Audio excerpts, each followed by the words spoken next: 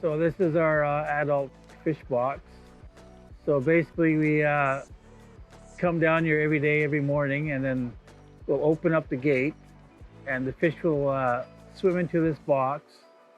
And then usually when it doesn't take too long, when there's fish down there, when they want to move, they'll move into the box pretty fast because it's almost opening like a floodgate and the fish just come shooting in. And like I said, this box does fill up pretty fast when there's fish. It can hold, I think the highest we had was like over 200 fish inside the box. And so when there's enough fish in here to sample, we'll close the gate down and then we'll scoop up the fish one at a time and then we'll sample it. We'll take the length and sex, and then we'll also scan for any kind of pit tag and check if there's any coated wire tag in it also when we slide it through the metal detector. And we also take scale samples also.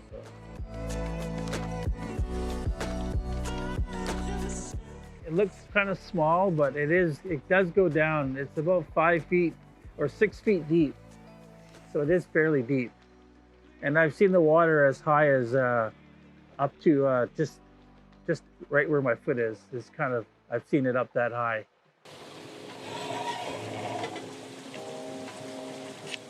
Typically we close it, but on some days when, like we'll stick down here as long as we can. Like that's the reason why we got the floodlights down here. Like we've stuck down here as late as 10 o'clock at night because when the fish keep coming, we want to tag as much as we can. Usually we don't want to stop the fish from coming up the river. We want to keep everything moving, right? So usually if we stop it, the fish might hold or go back down or something. So we want to try to get everything through the fence. Especially on this year when everything came at once, we wanted to get everything through basically in those few days that it rained. And then when on days like now, we do have the front gate open so that they go through the camera box. There's a camera box on the front of this box, which the fish will swim through, and we'll record all the fish going through. See, we use it mostly when there's a lot of high flows of water, when we can't be down here, when we can't tag everything, and when there's a lot of fish. We try to, like I said, we want to try and get everything through the fence. So on days like when it's really, really busy, we try to want to get everything through. So when it does keep going through the night, because we can't be down here all night, so we do open up the camera box, and then we'll also keep track of what's coming through the fence. Also, we'll be recording everything, so somebody will be looking at all the video data and watching it for hours just to see what came through that night.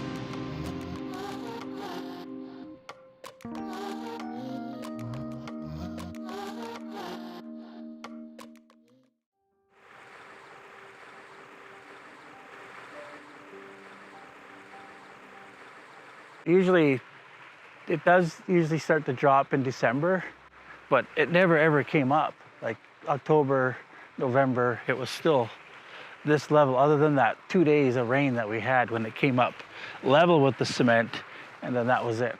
Nothing really higher. when the rain finally did come, we did get a good amount of rain, and we knew we were going to get a lot of fish because the fish have been holding outside in the estuary for 2 months. And that first rain, everything shot up, and we ended up counting, I think about 700 fish total, I think it was. So we ended up tagging half that amount, so it was a good day. This year was going to be a different kind of year for tagging. We weren't planning on tagging every fish, just because we knew that everything was holding outside. All the fish was holding, and that first rain, we thought everything was just going to come at once. So we didn't want to spend too much time tagging fish. We wanted to just tag only, I think we said we're only going to tag 20%, just to get the fish through faster. Because if you're tagging all the fish, you're taking a lot of time to get the fish through, like in the box and up. So we just wanted to do 25% and try to get everything through, because like I said, the rain, that was the first rain that we had in November, and we just wanted all the fish to get up the river so they could start spawning. There's still about 500 fish holding below the fence yet, in a couple of pools. But the pools are getting pretty low, like this one too, right? Waiting, I guess, to see if any rain. Like I still don't see any rain in the forecast. Like we're getting into December now. Like usually they're up the system and spawning, and usually done by now almost. And they haven't even started, basically. Usually you can't see the cement slab there underneath with the fences on. Usually the water is it's usually up about at least 2 or 3 feet higher. Almost halfway up is usually a good flow this time of the year. And right now it's the lowest I've seen in the 20 years that I've been here. Like I've never seen it this low. So basically they can't get up the river, lack of the water. And usually fish start to move in any chance of rain. I guess the pressure, the low pressure, they feel it in their bodies, and they know when they can move up.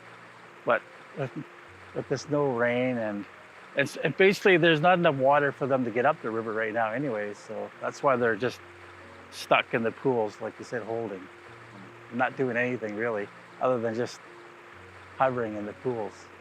They look like they're in good shape still, but their cohos are pretty, they're tough fish, so they're still holding in there pretty good. They're in pretty good shape yet.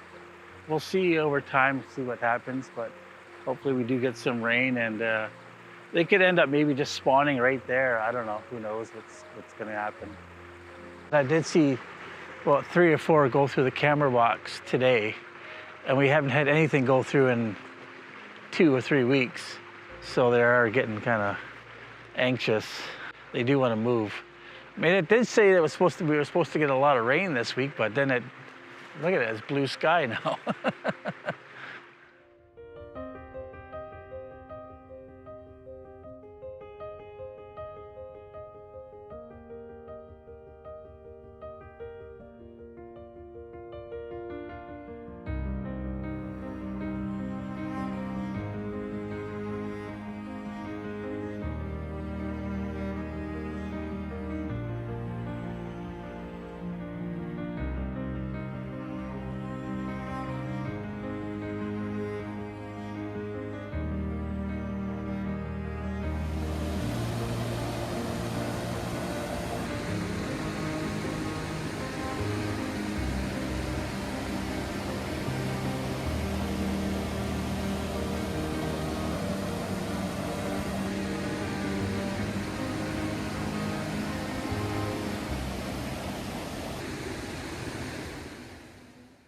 Over the winter, our last one that was in here got blown out. Just a lot of water, and there's a lot of big log debris that was against it, and it just took the whole fence completely out.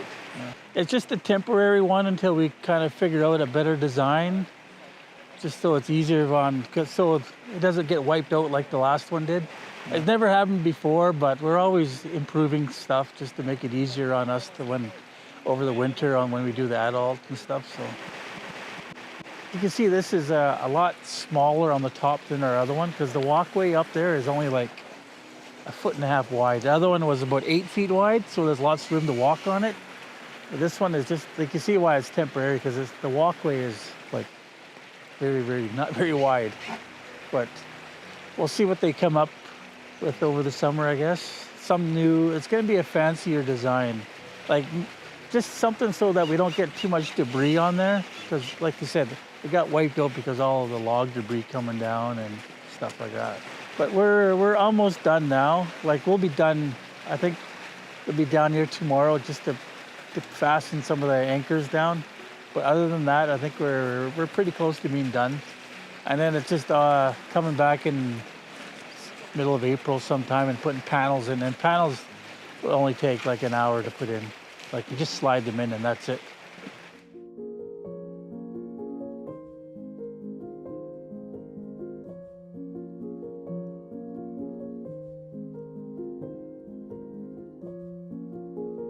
It was a hard year last year, but the fish ended up getting through the box. But it was late in the year, like December, like middle of December even, was the last bit of fish was going through coho, which we've never really had. We've had coho go through that late before, but not this late.